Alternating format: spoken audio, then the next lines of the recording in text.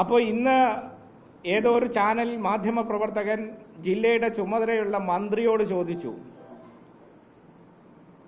എന്താണ് കോന്നി MLA അറിയിക്കാഞ്ഞത് എന്ന്. അദ്ദേഹം പറഞ്ഞ മറുപടി വിചിത്രമാണ്. കോന്നിയിൽ ഒരു നഷ്ടവും ഉണ്ടായിട്ടില്ല.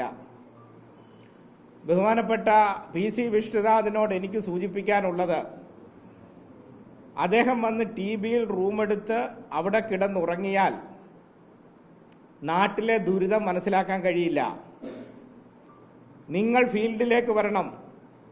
നിങ്ങളെ കോന്നിയിലേക്ക് ഞാൻ ക്ഷണിക്കുകയാണ്. നിങ്ങൾ കോന്നിയിൽ വന്ന് ഈ ദുരന്ത മുഖത്ത് പോവണം.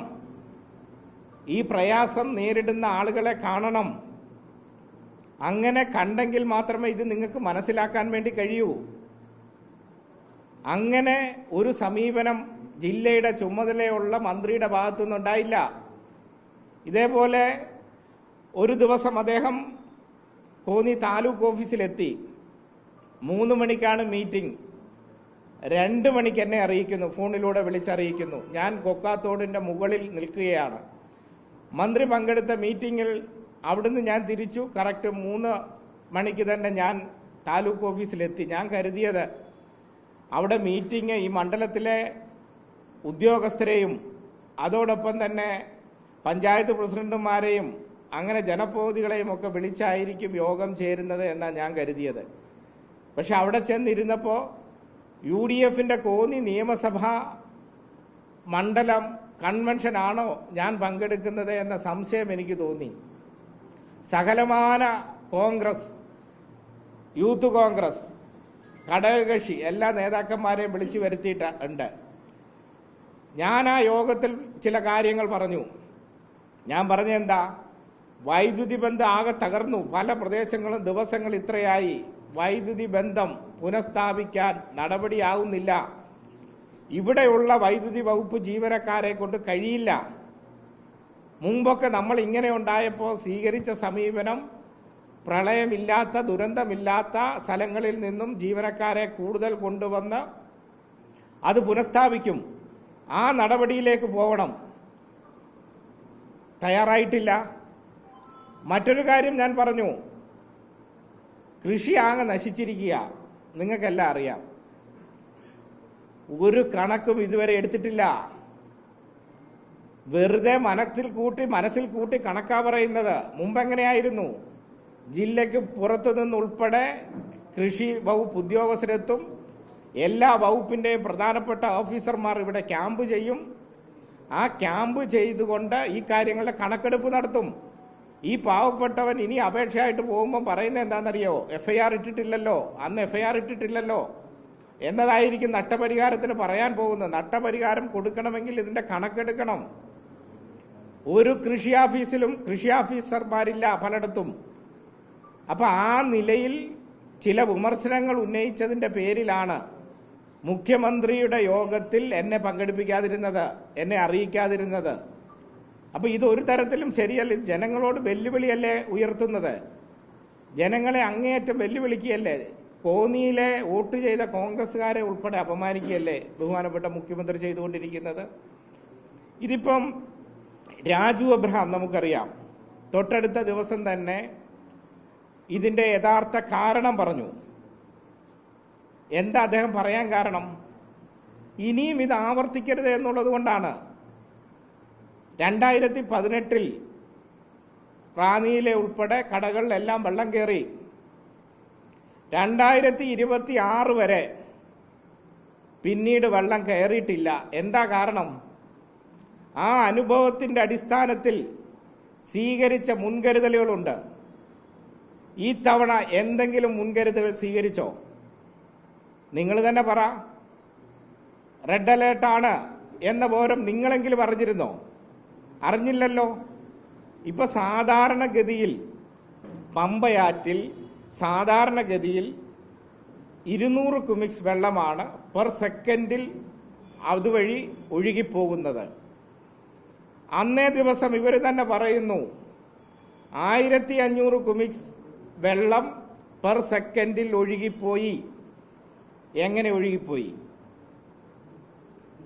നമ്മൾ സ്വീകരിക്കുന്ന മുൻകരുതൽ എന്താ? ഇങ്ങനെ അതിശക്തമായ മഴ ഉണ്ടാകുമെന്ന് വിവരം കിട്ടുമ്പോഴേ കാരികയമാവട്ടെ, അള്ളുങ്കലാവട്ടെ, മൂഴിയാർ ഉൾപ്പെടെയുള്ള അണക്കെട്ടിൽ സംഭരണശേഷി കൂട്ടും. എങ്ങനെ? വെള്ളം പകല് ഒഴുക്കിവിടും, ഡാം തുറന്ന് വെള്ളം ഒഴുക്കിവിടും, എല്ലാ മുൻകരുതലും സ്വീകരിച്ചുകൊണ്ട് ഒഴുകിവിടും.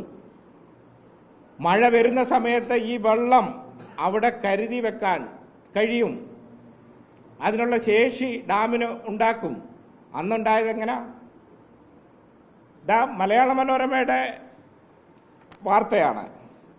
ആ വാർത്തയിൽ പറയുന്നു, മൂഴിയാർ ഡാം അന്നേ ദിവസം 31-ാം തീയതി 12:25 ഓപ്പൺ ചെയ്തു.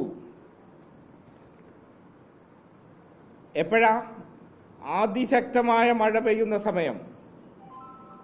12:25 ഓപ്പൺ ചെയ്യുമ്പോൾ എന്തെല്ലാം കരുതലുകൾ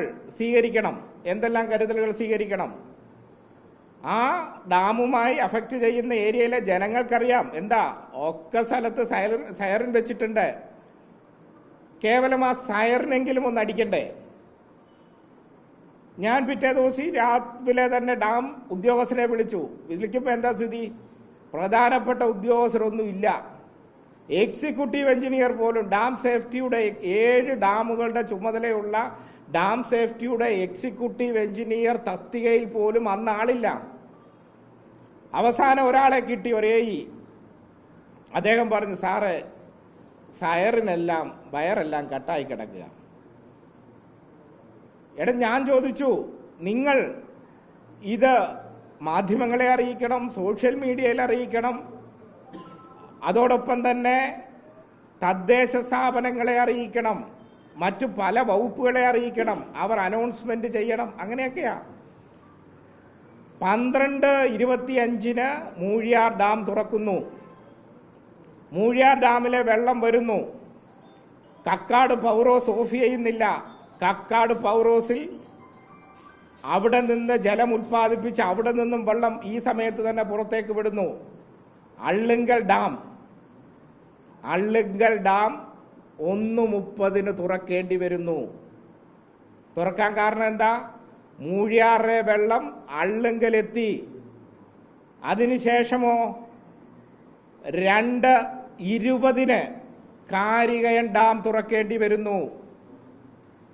അള്ളുങ്കൽ ഡാമിന്റെ 6 ഷട്ടറുകൾ തുറന്നു. കാരികയം ഡാമിന്റെ 7 ഷട്ടറുകൾ തുറന്നു. മൂഴിയാർ ഡാമിന്റെ 3 ഷട്ടറും തുറന്നു. അപ്പൊ അങ്ങനെ ഷട്ടർ തുറക്കുമ്പോൾ എന്താ സംഭവിക്കുന്നത്? ഇദ്ദേഹം പറയുന്നത്, ഇന്നലെ മുഖ്യമന്ത്രി പറയുന്നത് കേട്ടു, ചെറിയ ഡാമാണ്. ഡാം ചെറുതോ വലുതോ എന്നുള്ളതല്ല പ്രശ്നം. ഈ ഷട്ടറുകളെല്ലാം തുറക്കുമ്പോൾ പുറത്തേക്ക് വരുന്ന വെള്ളത്തിന്റെ അളവാണ് പ്രശ്നം. എനിക്ക് മാത്രമല്ലല്ലോ, നിങ്ങൾക്കും അന്വേഷിക്കാൻ മാർഗങ്ങളുണ്ടല്ലോ, നിങ്ങൾ അന്വേഷിക്കേ. 750 ക്യൂബിക് വെള്ളമാണ് കാരികയം ഡാമിൽ നിന്നും 1 സെക്കൻഡിൽ അന്നേ ദിവസം പുറത്തേക്ക് പോയത്. പിന്നീട് പമ്പയാറ്റിലെ വെള്ളവും കല്ലാറിലെ വെള്ളവും മണിയാറിൽ നിന്നും പെരുന്നാട്ടിൽ നിന്നും വടശ്ശേരിക്കരയിൽ നിന്നുമെല്ലാം ഇതും എല്ലാം കൂടി ചേർന്ന് 1500 ക്യൂബിക്സ് വെള്ളമാണ് എത്ര മണിക്കാണ് എത്തിയത്? റാന്നി ഉപാസനക്കടവിൽ വെള്ളം കയറുന്നത് രാവിലെ 3:50. അപ്പൊ ഈ തുറന്നുവിട്ട ഈ സമയവും ഇതുമെല്ലാം കൂടി എടുത്ത് പരിശോധിച്ചാൽ മതി. അത് ആ പ്രളയം അത് ഇവർ സ്പോൺസർ ചെയ്തല്ലേ?